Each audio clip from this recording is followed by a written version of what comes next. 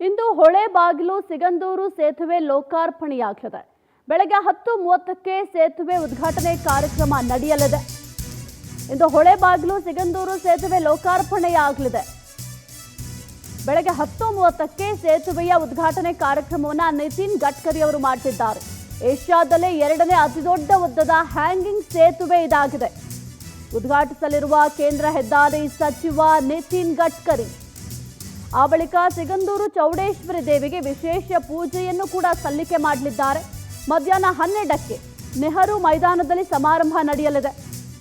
473 ಕೋಟಿ ವೆಚ್ಚದಲ್ಲಿ ಸಿದ್ಧಗೊಂಡಿರುವ ಸಿಗಂದೂರು ಸೇತುವೆ ಇದು 2.14 ಕಿಲೋಮೀಟರ್ ಉದ್ದವಿರುವ ಕೇಬಲ್ ಸೇತುವೆ. ಇಂದು ಹೊಳೆಬಾಗಿಲು ಸಿಗಂದೂರು ಸೇತುವೆ ಲೋಕಾರ್ಪಣೆಯಾಗಲಿದೆ. ಬೆಳಗ್ಗೆ 10:30ಕ್ಕೆ ಸೇತುವೆ ಉದ್ಘಾಟನೆ ಕಾರ್ಯಕ್ರಮ ಕೂಡ ಜರುಗಲಿದೆ. ಇನ್ನು ಏಷ್ಯಾದಲ್ಲೇ 2ನೇ ಅತಿದೊಡ್ಡ ಉದ್ದದ ಹ್ಯಾಂಗಿಂಗ್ ಸೇತುವೆ ಯಾವುದು ಅಂದರೆ ಅದು ಸಿಗಂದೂರು ಸೇತುವೆ. ನೀವು ಗಮನಿಸ್ತಾ ಇದ್ದೀರಾ ಯಾವ ರೀತಿ ಸಿದ್ಧವಾಗಿದೆ ಆ ಸೇತುವೆ ಅಂತ. ಇನ್ನು ಈ ಸೇತುವೆಯನ್ನು ಕೇಂದ್ರ ಹೆದ್ದಾರಿ ಸಚಿವರಾದಂತಹ ನಿತಿನ್ ಗಡ್ಕರಿ ಅವರು ಉದ್ಘಾಟನೆಯನ್ನು ಕೂಡ ಮಾಡಲಿದ್ದಾರೆ. ಆ ಬಳಿಕ ಸಿಗಂದೂರು ಚೌಡೇಶ್ವರಿ ದೇವಿಗೆ ವಿಶೇಷ ಪೂಜೆಯನ್ನು ಕೂಡ ಸಲ್ಲಿಕೆ ಮಾಡಲಿದ್ದಾರೆ. ಇನ್ನು ಇದರ ಜೊತೆಗೆ ಮಧ್ಯಾಹ್ನ 12ಕ್ಕೆ ನೆಹರು ಮೈದಾನದಲ್ಲಿ ಸಮಾರಂಭ ಕೂಡ ನಡೆಯುತ್ತೆ.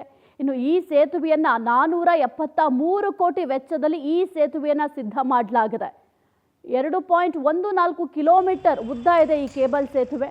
ಇನ್ನು ಈ ಸೇತುವೆಯ ಸ್ಪೆಷಾಲಿಟಿ ಏನು ಅಂತ ನೋಡ್ತಾ ಹೋದರೆ, ಟೆಂಡರ್ ಮೊತ್ತ ಇದ್ದಿದ್ದು 473 ಕೋಟಿ. ಕಾಮಗಾರಿ ಪ್ರಾರಂಭವಾಗಿದ್ದು ಡಿಸೆಂಬರ್ 12, 2019ರಂದು.